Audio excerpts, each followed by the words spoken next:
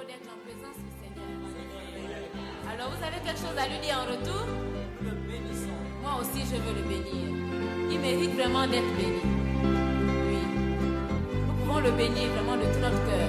Mon Dieu, je te bénis à jamais, à jamais. Mon Dieu, je te bénis, toi qui m'as élevé. Bonjour à tous, que le nom du Seigneur Yahushua Mashiach soit béni. Alléluia, ce matin encore le Seigneur, dans sa bonté, a bien voulu nous accorder le souffle de vie. Et nous voulons profiter de ces moments-là pour pouvoir l'élever, le louer, le proclamer haut et fort, parce qu'il est notre Maître, il est notre Seigneur, nous l'aimons, nous l'attendons et nous nous attendons à lui. J'espère que vous allez bien parce qu'effectivement, ça fait un bon petit moment que nous ne sommes pas ensemble. Ce matin, nous voulons passer du temps encore dans sa parole parce que c'est sa parole qui nous donne la vie. Alléluia. Le psalmiste pouvait dire dans le livre des psaumes là-bas, comment le jeune homme rendra-t-il pur ses sentiers? La réponse est au verset 11 du psaume 119, il dira, c'est en se dirigeant selon sa parole. Alors il dira, je serre ta parole dans mon cœur afin de ne pas pécher contre toi. Ce matin, nous voulons encore une fois de plus serrer dans notre cœur la parole du Seigneur pour ne pas pécher contre le Seigneur, pour davantage achever la course. Nous devons regarder la parole du Seigneur parce que c'est la parole du Seigneur qui nous donne la force, c'est elle qui nous donne l'espérance dans ce monde difficile, dans ce monde de troubles, dans ce monde de confusion où le mal est appelé bien et le bien est appelé mal, dans ce monde où la vérité est jetée par terre, dans ce monde où la méchanceté a atteint son paroxysme, dans ce monde de ténèbres qui de plus en plus est en train de se dégrader, dans ce monde où les hommes et les femmes ont tourné le dos, alléluia, au Seigneur de gloire. Mais un jour viendra où toutes ces choses vont s'arrêter, où toutes ces choses vont terminer. Un jour viendra où nous allons rentrer à la maison pour ceux et celles qui attendent le Seigneur, qui l'aiment et qui l'adorent. Ces hommes et ces femmes dans le monde entier, de manière simultanée, nous allons partir à la rencontre du Seigneur dans le ciel.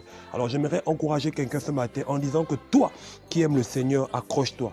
Et toi qui n'as pas encore fait la paix avec le Seigneur, toi qui vis encore dans le péché et dans tes péchés, toi qui livres encore ton corps au péché, à l'iniquité, à l'impureté, j'aimerais te dire ce matin que tu rates les choses éternelles, les choses spirituelles, les choses invisibles que le Seigneur a préparées pour son peuple dans le ciel. Nous sommes ce matin dans le livre de l'Apocalypse au chapitre 21. Nous allons lire à partir du verset 1er. La Bible dit, et je vis un nouveau ciel et une nouvelle terre, car le premier ciel et la première terre ont disparu et la mer n'est plus. Et moi, Jean, je vis la cité sainte, la nouvelle Jérusalem descendant du ciel d'auprès d'Élohim, préparée comme une épouse qui s'est ornée pour son époux. Et en ces 3, il est écrit, et j'entendis une grande voix du ciel disant, voici le tabernacle d'Élohim avec les humains, et il dressera sa tente avec eux, et ils seront ses peuples, et Élohim lui-même sera avec eux, leur Élohim. Et Élohim essuiera toute larme de leurs yeux. Et la mort ne sera plus. Alléluia. Et il n'y aura plus ni deuil. Alléluia. Ni cri. Alléluia. Ni douleur. Parce que les premières choses ont passé ou encore ont disparu. La Bible dit au verset 5, et celui qui est assis sur le trône dit, voici je fais toutes choses nouvelles. Et il me dit, écris parce que ces paroles sont véritables et certaines. Il me dit aussi, c'est fait. Moi je suis l'alpha, l'aleph et le tav, le commencement et la fin. À celui qui a soif, je donnerai de la source de l'eau de vie gratuitement. Celui qui remportera la victoire héritera de toutes ces choses. Et je serai son Dieu et il sera mon fils. Mais pour les timides, les incrédules, les abominables, les meurtriers, les fornicateurs, les sorciers, les idolâtres et tous les menteurs, leur part sera dans le lac. Leur part sera dans le lac brûlant de feu et de soufre, ce qui est la seconde mort. Alléluia. La Bible dit clairement que toute chose sera nouvelle. La Bible parle d'un nouveau ciel et une nouvelle terre. La Bible parle d'un nouveau monde. Et c'est le monde que l'Église attend. C'est le nouveau monde que les enfants du Seigneur dans le monde entier attendent. Frères et sœurs, j'aimerais nous dire ce matin une chose. S'il y a eu un commencement sur la terre, il y aura également une fin. Si toute chose a un commencement, les choses aussi de la la terre auront une fin. Alléluia. Ta vie elle-même a eu un commencement. Aujourd'hui, tu as l'âge que tu as là. Tu ne l'avais pas hier.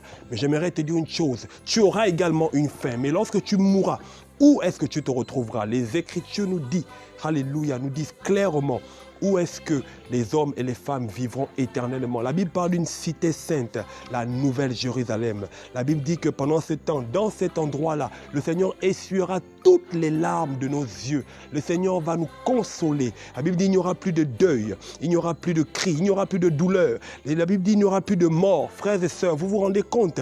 La mort qui est l'ennemi redoutable de l'humanité, va disparaître et cette mort va être complètement oubliée.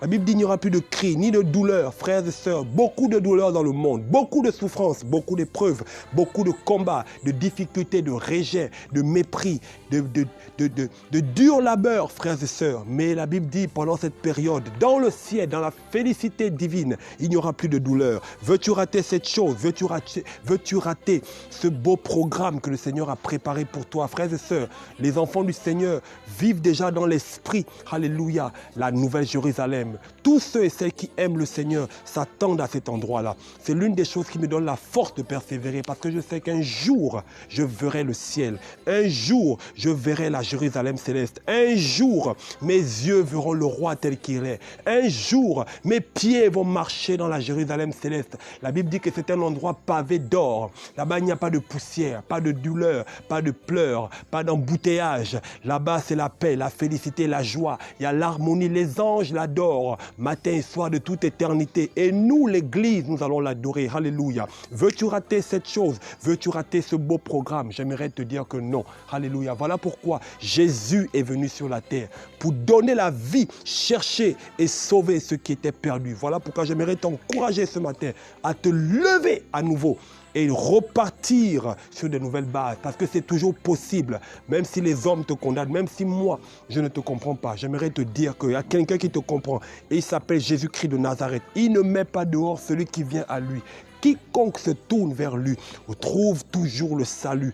Quiconque se tourne vers lui trouve toujours de quoi? La vie. Alléluia. Si tu te tournes vers lui ce matin, si tu tournes ton cœur, si tu tournes tes regards vers lui ce matin, tu seras sauvé. La Bible dit également, dans les derniers versets que nous avons lus, mais pour les timides, les incrédules, les abominables, les meurtriers, les fornicateurs, les sorciers, les idolâtres et tous les menteurs, leur part sera dans le lac brûlant de feu et de soufre. C'est ce qui est la seconde mort. Frères et sœurs, j'aimerais te dire une chose, la seconde mort n'est pas pour les enfants du Seigneur. Voilà pourquoi, réveille-toi, sors du mensonge, sors de la fornication, sors de l'abomination, sors de l'idolâtrie, sors de la sorcellerie, sors de toutes ces choses, de l'incrédulité et du mensonge.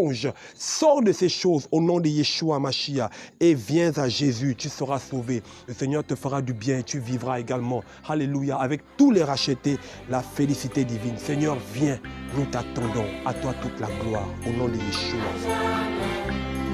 À jamais,